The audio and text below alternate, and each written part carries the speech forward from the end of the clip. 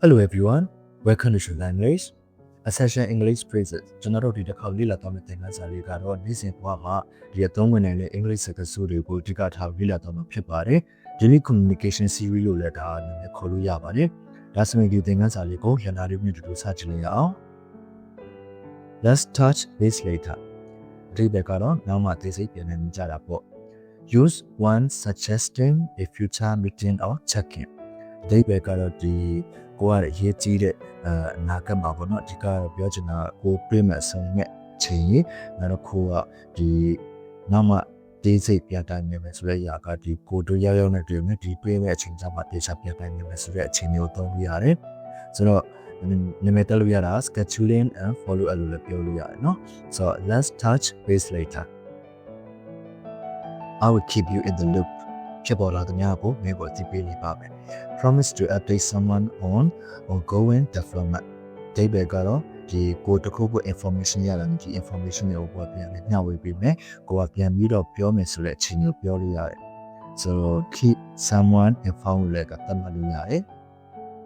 so we can say I will keep you in the loop could you clarify that ဒီချက်ကိုပိုရှင်းအောင်ပြပြပေးနိုင်မလား politely asking someone to explain something more clearly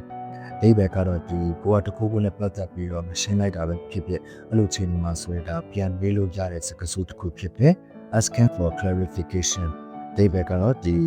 ကိုတခုခုကိုတေချာပြန်ပြောတဲ့ချိန်မှာသုံးလို့ရတယ် so could you clarify that I will see what I can do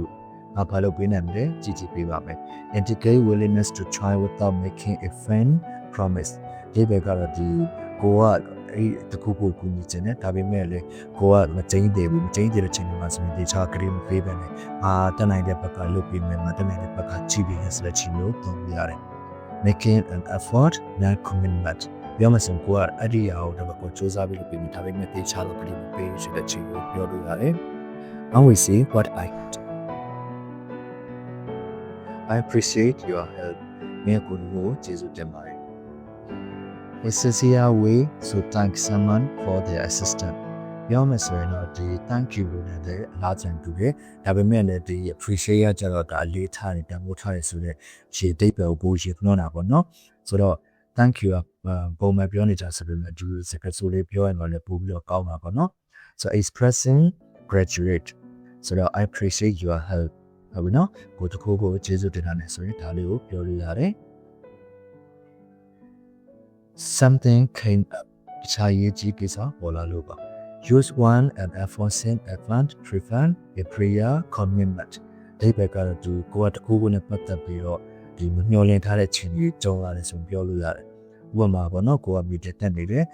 မီတင်တက်နေတဲ့ကြားတဲ့ဘာမှကိုကတနေချင်းတခုကိုတနေချင်းပေါ့နော်တခုခုဖြစ်လို့ဆိုတော့ရေးခြင်းတွေဝင်လာso အဲ့ချိန်ကျရင်ကိုကမဖြစ်မနေသွားမယ်ချင်းမျိုးပြောမယ်ပေါ့နော်ဒါဆိုရင်တော့ဒီစကားစုလေးနဲ့ဖော်ပြလို့ရတယ် so ကိုကအကြောင်းအရာသေးစိတ်ပြောပြခြင်းဆိုဒီလိုလေးသုံးရတာပေါ့နော် something came up I'm so sorry I gotta go ဒီလိုလေးပေါ့နော် so explaining an unexpected situation မျှော်လင့်ထားတဲ့ချိန်တွေကိုကြုံရတဲ့အခါမှာဆိုရင်သုံးရတယ် quick review ဒါဆိုရင်ကျွန်တော်ရှေ့မှာလေ့လာခဲ့တဲ့စကားစုတွေကိုဒီမှာကျဉ်းကျုပ်လေးပြန်လေ့လာကြည့်မယ် let's touch base later နောက်မှပြန်ထိုင်ကြမယ်Could you clarify that? လို့ရှင်းအောင်ပြပြပေးနိုင်မလား I appreciate your help မြေကိုရင်ကိုကျေးဇူးတင်ပါတယ် I will keep you in the loop အမေကိုအသိပေးနေပါမယ် I will see what I can do ဘာလို့ပြနိုင်မလဲဆိုကြည့်ပေးပါမယ် Something came up ဒီစုံတစ်ခုကတော့ပေါ်လာတယ်ဆိုတော့ရေးကြီးကိစ္စပေါ်လာတယ်ဆိုတော့ကျွန်တော်တို့ဒီခုသင်ခန်းစာမှာဆိုရင်ဒီကရေးကြီးတဲ့စကားစုတွေကိုဒီကကျွန်တော်တို့လေ့လာခဲ့တာဖြစ်ပါတယ်ဆိုတော့ဒီသင်ခန်းစာတွေဒီစကားစုတွေကအနာလေးတို့အကျိုးတစုံတရာရှိမယ်လို့လည်းယုံကြည်မိပါတယ်ဒီသင်ခန်းစာပြီးသွားတဲ့နောက်မှာလည်းဒီကိုက notebook ထဲမှာဆိုရင်ပြန်ချယူပြီးတော့ပြန်ပြောကြည့်မယ်ပြန်လေ့ကျင့်ကြည့်ပါဆိုရင် grade 7တဖြည်းဖြည်းနဲ့တော့လွယ်ကူလာပါလိမ့်မယ်ဆိုတော့ဒီသင်ခန်းစာလေးကအနာလေးတို့အကျိုးတစုံတရာရှိမယ်လို့လည်းယုံကြည်မိပါတယ်ကိုလေ့လာတဲ့သင်ခန်းစာတွေတည်စတဲ့သင်ခန်းစာရှိမယ်ကိုမှမျှဝေခဲ့လို့ရပါတယ်